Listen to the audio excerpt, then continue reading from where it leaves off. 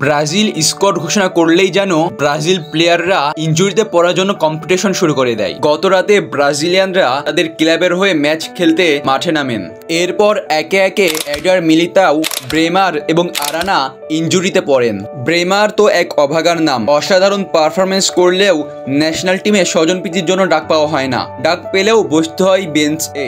গত রাতে champions league ম্যাচে মাত্র 6 মিনিটে ব্রেমার ইনজুরি নিয়ে মাঠ ছাড়েন। পরে জানা যায় তিনি এসিএল ইনজুরিতে পড়েছেন। পুরো সিজনের জন্য তাকে এখন মাঠের বাইরে থাকতে হবে। ব্রাজিল দল স্কোয়াড ঘোষণা করলেই কেন এমন হয়? বিভিন্ন নিউজ পোর্টাল থেকে জানা গিয়েছে এডার মিলিতাও ইনজুরিতে।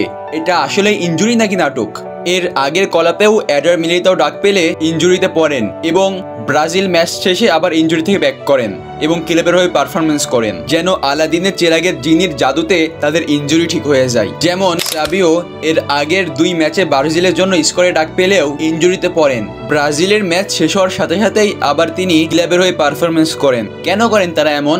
একটা সময় ছিল ব্রাজিলের প্লেয়ারদের ডেডিকেশন দেখে সবাই অবাক হতো, কিন্তু বর্তমানে সেই ডেডিকেশন কোথায়? ব্রাজিলিয়ান লিজেন্ড রোনালদো নাজারিও তো ব্রেন কিলার নিয়েও ব্রাজিলের জন্য লড়ে গিয়েছেন, কিন্তু হাই আফসোস বর্তমানে তাদের দেশের চাইতে তাদের কাছে ক্লাব বড়। এখন দেখার বিষয় কোচ ডোরিভাল জুনিয়র তাদের রিপ্লেসমেন্ট হিসেবে কাদের ডাকেন।